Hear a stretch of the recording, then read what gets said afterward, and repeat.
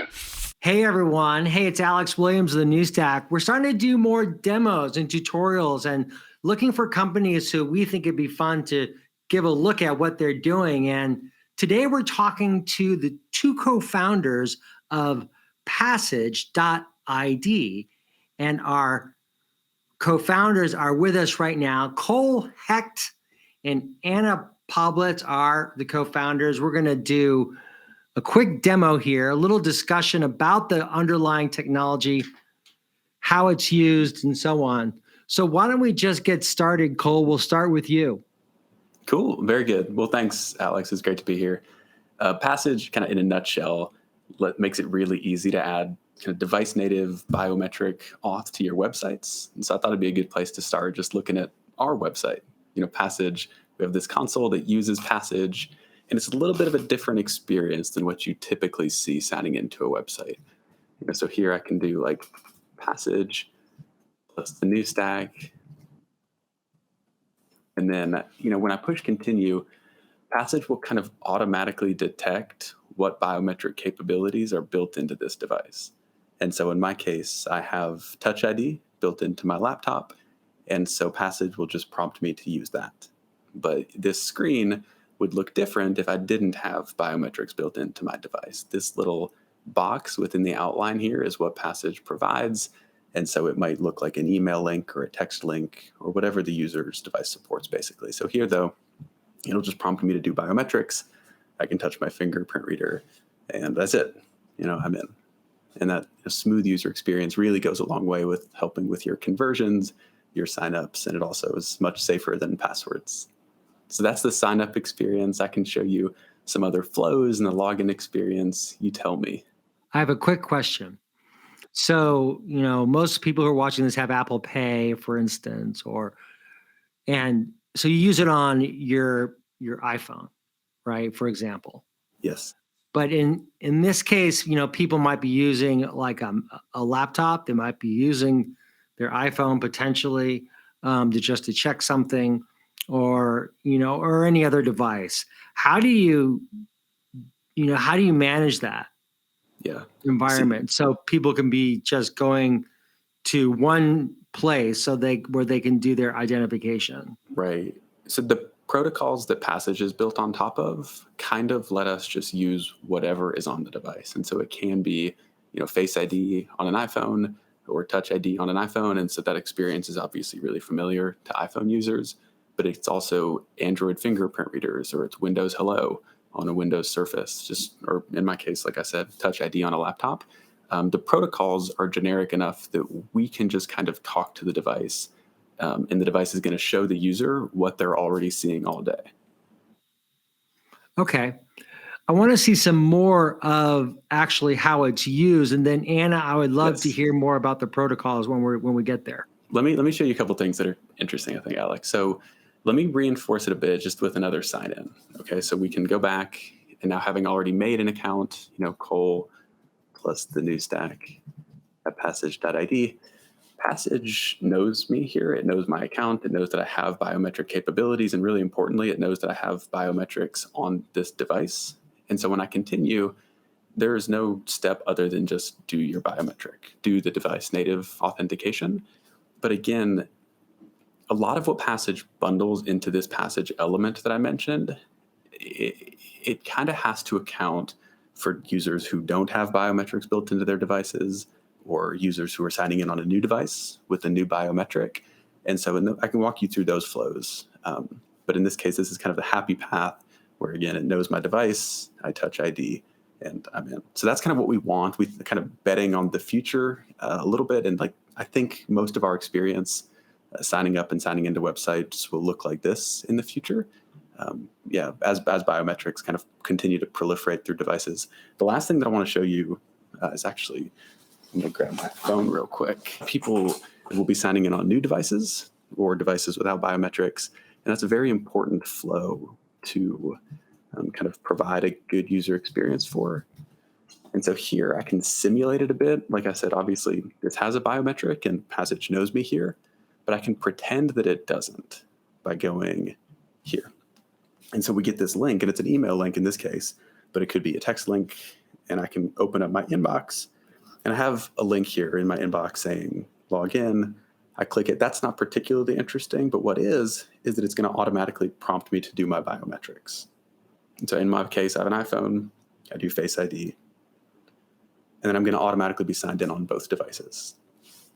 So that's a great way to kind of give every user access to the site, no matter what device they're on, or if they need to add a new device, this works too.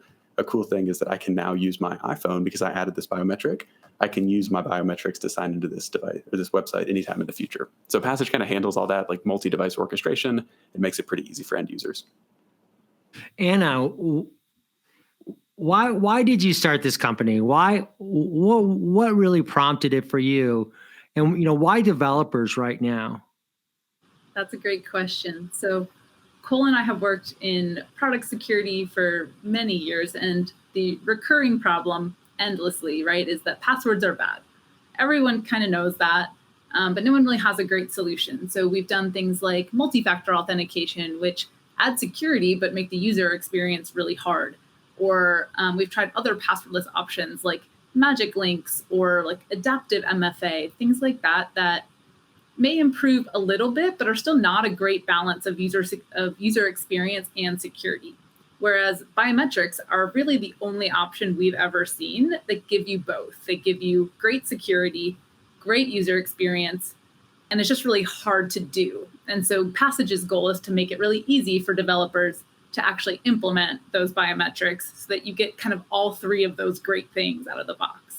What is then the unique proposition for developers that makes this distinct? So for developers, we're giving you this full UI UX experience out of the box, complete biometric login on any device with 2 lines of code. And I can show you a little bit about how it works, but the gist of it is that it really gives you an opportunity to let us handle the authentication, and you get to focus on what you're really building.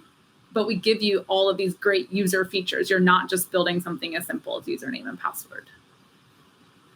And then you don't have to rely on a VPN, for instance, or you can integrate it with a VPN. Yeah, so we're really focused on consumer identity. So people who are just out in the world with their iPhones and things like that, trying to log into websites. And so you don't need anything else. You don't need authenticator applications or YubiKeys or anything else that you might need to like add additional security to your app. We kind of get all of those factors rolled into one, which is what's so cool. But it feels really easy. It feels just like that experience of logging in to your banking app on your phone where you just hold it up to your face. And that's the experience we want people to have no matter what. Anna, let's look at a little bit of example of how you would get this all set up. Awesome. So like I mentioned before, our goal is to be really easy for developers. So if we take a look at what that implementation process looks like, I have this example React app that I've built. It has no authentication right now. I want to add some authentication into this white box here. And so that's what I'm going to go do. So I have my home page right now where I want to add authentication. And so I'm going to install our package. We have,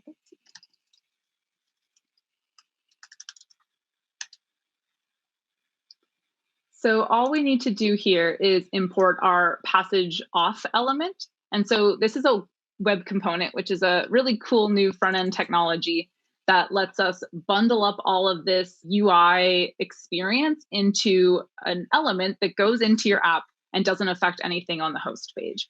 So we instantiate this by going passage auth, and we're going to give it our app ID, which we'll go get in just a second.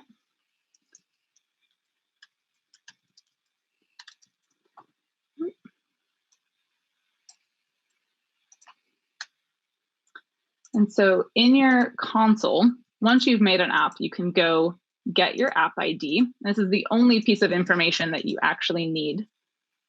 We'll save that. And then we're going to run our application. We'll go back and refresh.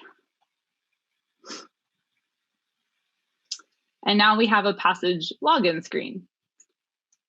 So in here, I can go ahead and I already have an account on this app, so it'll log me in pretty easily.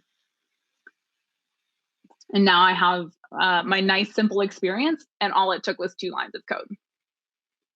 Are you using a MacBook or? I am, yes. I'm on a MacBook, so I have a Touch ID on it. And so if you're using a PC? Yeah, so if a PC has Windows Hello on it, I can use the Windows Hello functionality. Otherwise, I would get a text or an email to my phone. And if my phone has a biometric, I can use that. So I have an Android, so I use my fingerprint reader as my primary biometric. But we try to use whatever is native to the platform as much as possible, and occasionally have to do a fallback to a magic link. How about Linux? Yeah, so I believe most browsers do not support biometrics on Linux at this time, but my hope is that eventually it'll get there. Well, hopefully they'll listen to this. Yes, exactly. So I want to hear about the use cases, but then I'd love to learn about the technical architecture. Our users always, readers and listeners and viewers always love to hear about the technical architectures. But tell me a few of the use cases. And Cole, what are some of the use cases that are being seen right now for you? Yeah, let's see. So Passage is great in that it's a very kind of a general tool. It can go in just about any website and work really well. Also, just about any tech stack. So React is like what Anna's using right now. We could go with Vue or Angular, Rails, Django. It doesn't matter. It's a very versatile tool in that way. From a business standpoint, a lot of interesting conversations right now with fintech. People like the kind of security properties of it. They kind of like that cool, shiny user experience that they want to deliver to their end users. And then any website or business that cares about conversions as kind of a general term. So that's e-commerce, people who want signups, who are trying, measuring success by the number of people who are registering, creating accounts, signing up. Like Passage has a really nice story for that because we cut out so much friction around those conversion points. Those are a couple. So are those, so you're building this for developers to then be able to build services with themselves? Right. Okay. Yeah. So it's not just for developers, it's for developers and the services that they build with it. Yeah, absolutely. I mean, Passage has like just the whole biometric security, privacy, end user experience. Like we have so much to say to businesses and helping them do their business better. Like that is a huge thing for us. It's just that Anna and I are developers, and we know that the people who like are actually putting code down and creating these apps and these websites like are developers. And so we want to start with them. We want them to love Passage just for that developer experience, knowing that there's so much to say to businesses too. Mm-hmm. So tell me about the underlying protocols. Yeah, sure. So Passage is built on top of a protocol called WebAuthn. It's been around for a while now. It's being developed and continues to be improved upon. But ultimately, it lets you connect websites with browsers and a variety of devices, the authenticators that are on those devices. So that could be anything. Right now, it's things like fingerprint readers and face identification. But in the future, it could be voice identification, or it could be your presence and things like that. Like it could be all sorts of stuff in the future. But ultimately, your device is generating a cryptographic key pair and storing the private key of that in the TPM of your device. The cool thing about this protocol is that your biometric data never leaves your device. It's a huge win for privacy in that Passage, your browser, no one ever actually sees your fingerprint data in any way, which is really cool. So your face or your fingerprint unlock that private key, which is used to like sign data that is sent to the server, which is Passage in this case. So it's all kind of very cryptographically secure under the hood, and we just get to build a platform on top of that. The tricky thing about WebAuthn is that it's really designed for one single device. So you authenticate one phone to one fingerprint, but it doesn't really work well in a normal internet world where you have a phone and a tablet and a computer all trying to log into the same account. It gets really complicated. And so that's why Passage is so important, because we coordinate and orchestrate between all of those different devices to give you a really easy experience. And what's the underlying architecture for tying those devices together? Is it your API or their integrating with their APIs? Yeah, so it's all stored on our backend. We handle all of the different devices that you have, making sure that you can always sign in and do so securely, so that people can't just add their device to your account. We make sure verification happens in all the right places, and that you have the best security and user experience at the same time. Okay, great.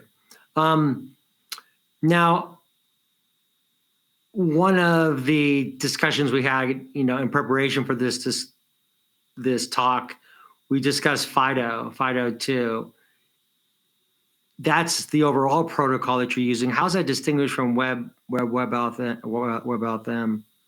Yeah, so FIDO is sort of an overarching organization that has created and manages these protocols. There's a bunch of different ones. There's sort of a protocol between the browser and the device, and there's one sort of for the backend APIs and the browser. And so there's a lot of different components to this, and they do a lot of work to kind of come up with new use cases and to figure out better ways to interact cross-device and to better interact with different providers, so like Apple and Google and Microsoft, people making the devices. So they do a ton of really interesting work. The FIDO Alliance is awesome. They have a lot of great resources. Cole, just in conclusion, where does this leave two-factor authentication? Well, two-factor is really important. I mean, we love the idea of two-factor in any way. One of the cool things that we love about these biometric authenticators is that when you do a biometric step, I mean, you're kind of simultaneously asserting two distinct factors. Just as a reminder for everyone, we have kind of three general categories of authentication factor. There's the something you know, like a password normally, something you have, commonly a phone, or something you are, so a biometric. And so when you're using Touch ID, for instance, like Anna said, you're unlocking a private key that is burned into a particular device. And so that's the something you have. But of course, your operating system is making you do the fingerprint or making you do the Face ID. And so that's something you are. And so it is two factors at once. And so we're really just bullish on these sort of device native authenticators in offering two factors in a way that isn't cumbersome like it usually is. Normally it's the password, then a second screen for pulling out your phone and 6 digits. And like that is kind of what I hope eventually the old school two factor. Well, Cole and Anna, thank you so much for your time. Again, what is the website for people? We'll actually have it in, in a blog post in other ways, but what is the website address? It's Passage.id. Yeah, would love for people to check it out and start building with Passage when they need a login page. Well, good luck. Anna, Cole, thank you for your time. Thank you so much for having us, Alex. If you like this video, please give us a thumbs up. And if you'd like to see more videos like this, you can always subscribe to our YouTube channel. We're on all the major social media platforms. You can always find us at thenewstack.io. We hope to see you soon.